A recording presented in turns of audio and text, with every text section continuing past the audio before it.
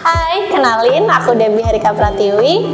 Di sini aku mau sharing dan ngobrol, dan di konten kali ini aku mau cerita pengalamanku waktu ikut di organisasi dan apa sih keuntungannya ikut organisasi gitu.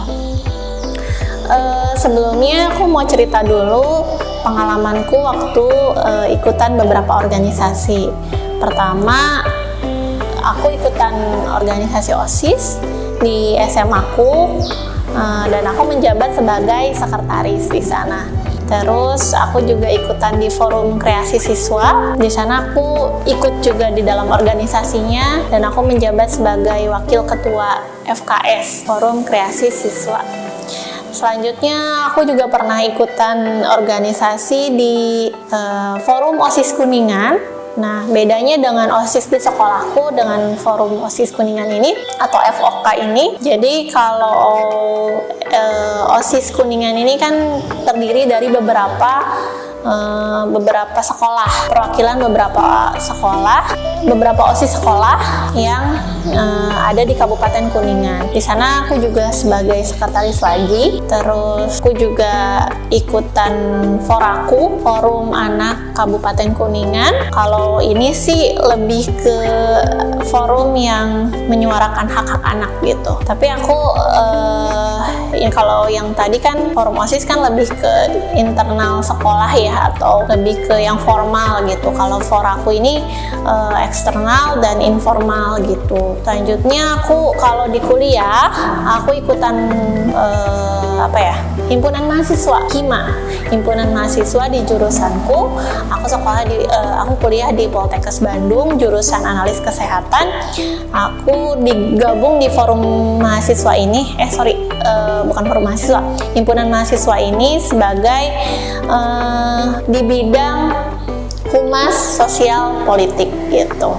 Agak beda nih, biasanya aku sekretaris, sekarang aku coba di humas sosial politik. Selanjutnya ada lagi satu, pas aku kuliah aku ikutan KMK Bandung Raya.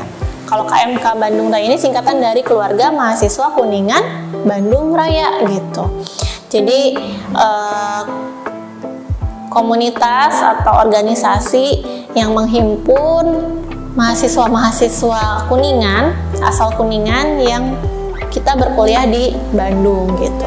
Di sini juga aku sebagai sekretaris lagi. Jadi kalau dari pengalaman organisasi yang udah aku sebutin tadi, aku banyaknya di sekretaris. Mungkin karena aku suka pengadministrasian, aku juga suka bikin surat menyurat mungkin. Jadi ya itulah kenapa aku selalu dipilih atau memilih sekretaris gitu. Itulah kemampuan aku. Tapi kalau organisasi itu bukan hanya sekretaris, banyak ya. Bisa jadi ketua, bisa jadi wakil, bisa jadi bendahara juga gitu. Sesuai dengan potensi masing-masing. Dan biasanya kalau di OSIS itu ada beberapa bidang juga yang bisa teman-teman explore gitu. Selanjutnya ke inti konten ini. Apa sih yang aku dapat di organisasi? Kalau secara general aku dapat pengalaman. Aku dapat pengalaman yang banyak dari organisasi. Aku juga merasa seru di organisasi. Kalau orang lain bilang ngapain sih capek-capek di organisasi, tapi aku ngerasa seru. Aku menemukan Debbie di organisasi gitu. Nah, pertama kalau di organisasi aku tuh dapat kenalan. Aku dapat relasi, mau itu di dalam internal sekolahku maupun itu di luar gitu. Kalau inilah keuntungan di organisasi. Dulu waktu aku ikutan OSIS, mungkin banyak orang yang kenal sama aku, termasuk guru-guru juga kenal karena sering muncul, sering ngasih pengumuman mungkin ya, sering bikin surat, apalagi namanya ada di surat, di proposal gitu. Nah, itu yang bikin dikenal gitu. Dan kita juga sebetulnya ada keuntungan kenal juga sama orang-orang. Biasanya karena kita sebagai perwakilan, jadi kita ketemu banyak orang gitu. Kita ketemu mungkin orang-orang penting diantaranya. Itulah relasi, kenapa kita dapat relasi dari organisasi. Terus yang kedua, aku dapat wawasan. Kenapa aku bilang wawasan?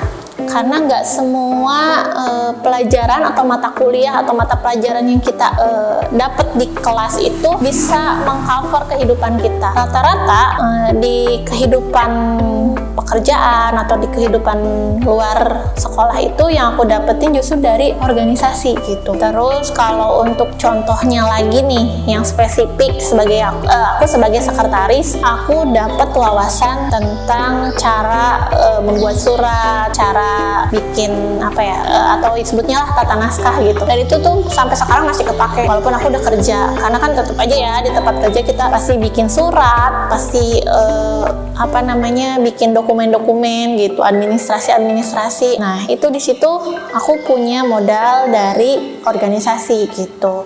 Jadi tata naskah ini aku belajar pertama di organisasi, kesini aku makin dalam, barulah ternyata di dunia kerja juga kepake gitu. Walaupun memang nggak semuanya ya, nggak semua pekerjaan itu ada mengenai tata naskah. Terus yang ketiga, aku dapat kemampuan leadership. Di sini kalau di organisasi, leadership tuh pasti terlatih. Karena di sini kita dituntut untuk belajar memimpin, mengatur teman-teman kita yang satu tim untuk mensukseskan suatu program kerja atau visi dan misi yang kita mau capai gitu. Nah, itu yang ketiga. Terus yang keempat, aku juga dapat kemampuan mengatur waktu atau time management.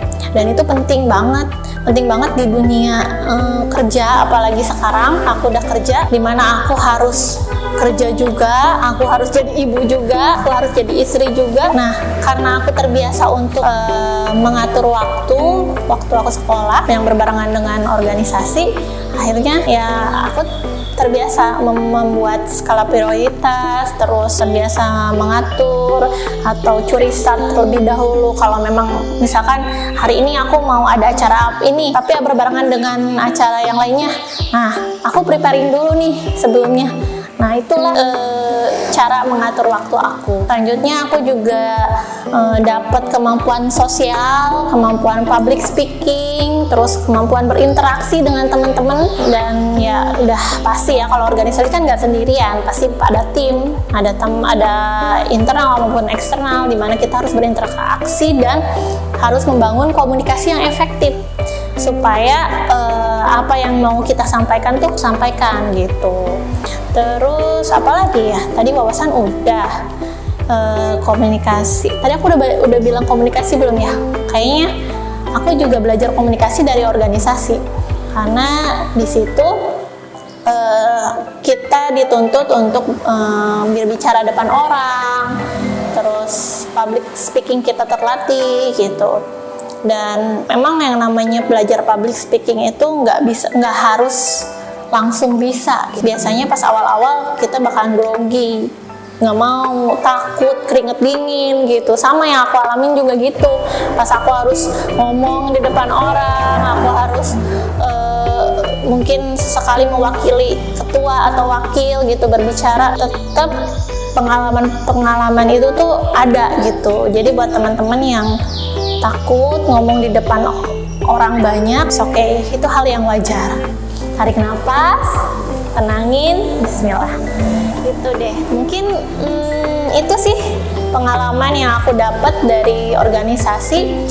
Barangkali bisa menginspirasi teman-teman juga, atau kita sharing lah.